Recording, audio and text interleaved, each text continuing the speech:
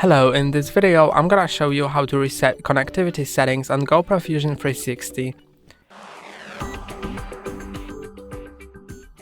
To do it, click on this button to enter settings, then click on this button to approve and click on it again until 3 times until you go to these settings and then go to reset.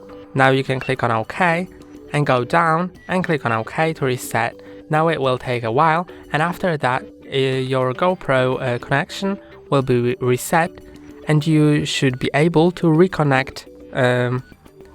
And if you don't know how to reconnect, there is a video on our channel on how to reconnect the GoPro Fusion 360.